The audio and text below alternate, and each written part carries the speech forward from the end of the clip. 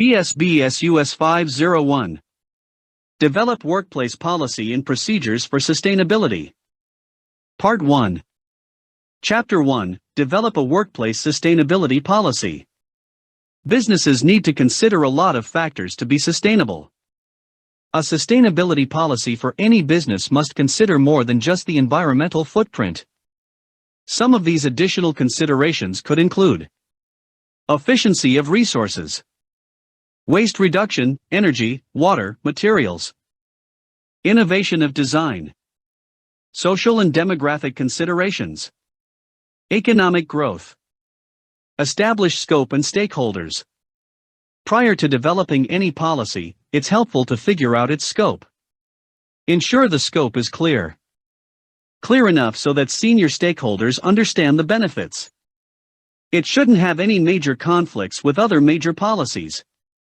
This involves the input of a lot of stakeholders to make sure that the policy meets not just its intended outcomes, but also wider business, social, and environmental goals.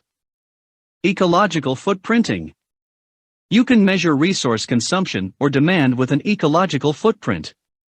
To figure out how to incorporate sustainability policies, the first step is to determine your company's ecological footprint. This gives you a solid place to measure improvement. From a business management perspective, it's crucial to understand how business impacts the environment. Triple bottom line reporting.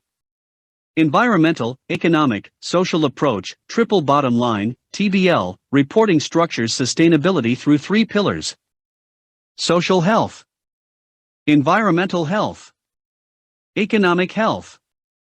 Benefits of TBL cited by the Department of the Environment include integrating corporate governance and ethics into all levels of an organization.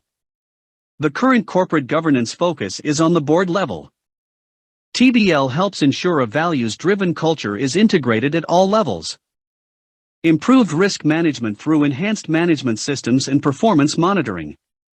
This may also lead to more robust resource allocation decisions and business planning, as risks are better understood. Enhancing communication with key stakeholders such as the finance sector, suppliers, community, and customers. An organization can be more proactive in addressing future concerns and needs. Attracting and retaining competent staff by demonstrating an organization is focused on values and its long-term existence. Benchmark performance within and across industries. Customers and suppliers will benefit from this, as well as access to capital, as the finance sector continues to consider non-financial performance in credit and investment decisions. Green building. As the global leader in building solutions, Holcim is reinventing how the world builds to shape a greener, smarter world that works for all. A world that is low carbon and circular for a net zero future, driven by innovation to make more with less.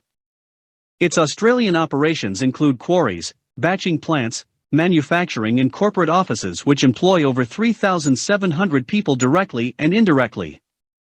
Holcim's products and solutions bring projects to life in our cities, regions, and communities. Green Office Program. The Green Office Program is a joint program of the Commonwealth, state and territory governments which outlines the critical elements involved in purchasing green office equipment. Establish a recycling program. Conserve energy.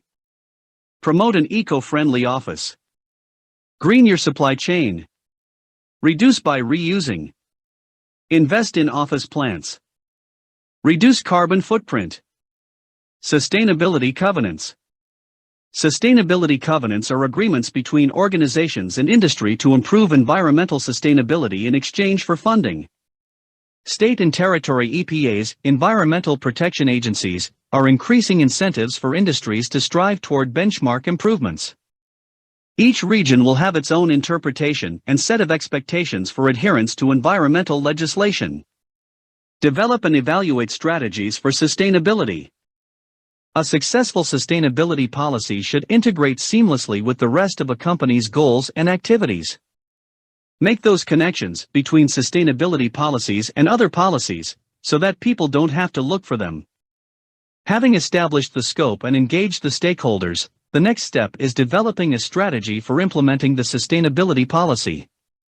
People must be trained, awareness must be raised, and the company must be ready to implement this new policy.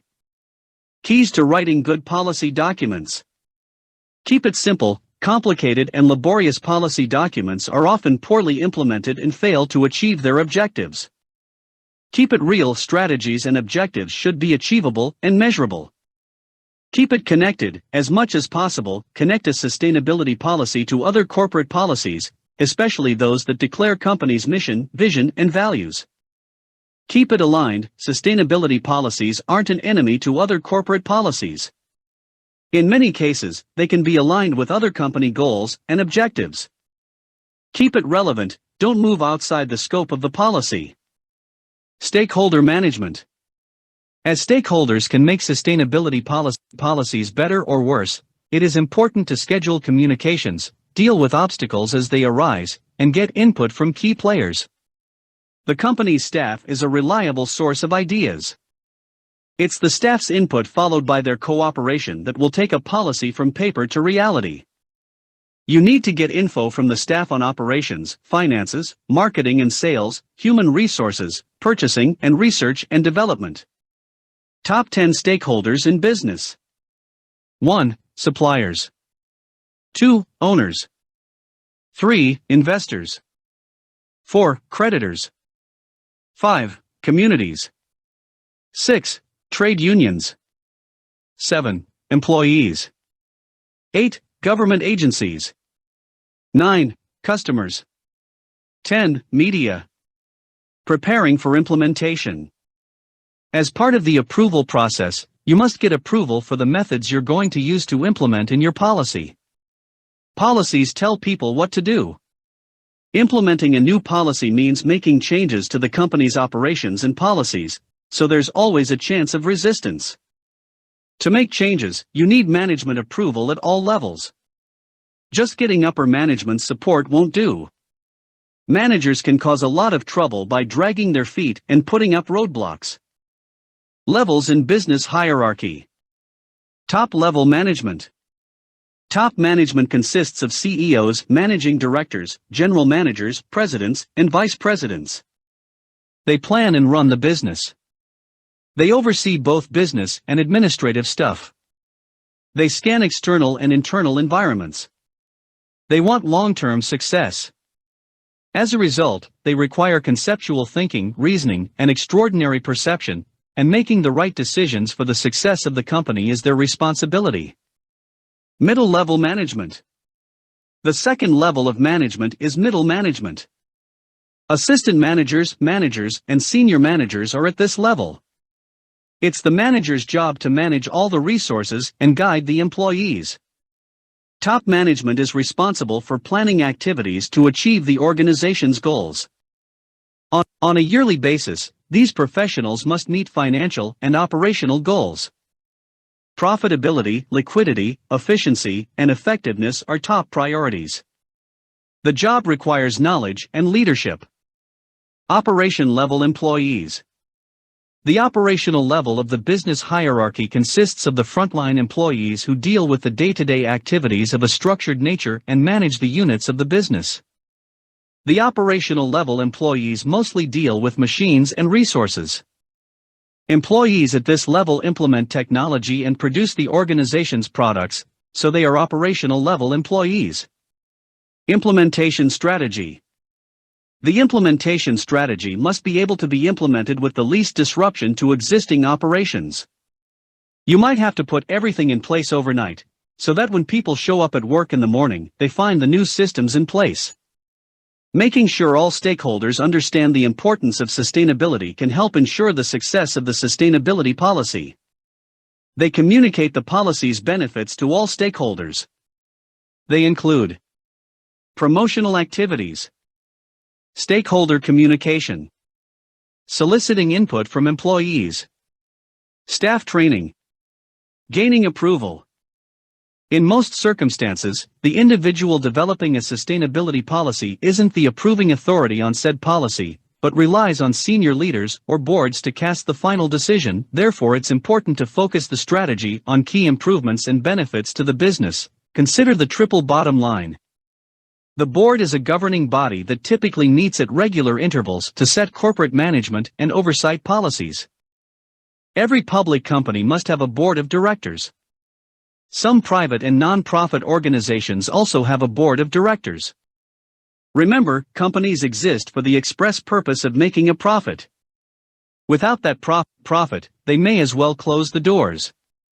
Creating a series of recommendations that can ultimately destroy or even harm the company is only a waste of time, so any recommendations need to be a balance between what is best for sustainability and what is best for the company overall.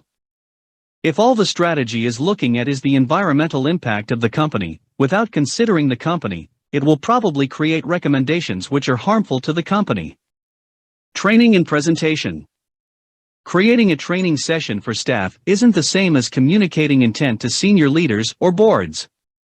Because of time constraints, they can't be educated the same way. Give them the key information they need. In any presentation, it's important to include information about the likely effectiveness of recommendations, the timeline for implementing them, and the cost of implementing them. Include anything that can help the company save money, such as actions that save energy, in the presentation, because that will help justify the costs. We should have a clear idea of what we're going to present now. This policy being created is the company's way of stating their commitment to sustainability as an integral part of the business.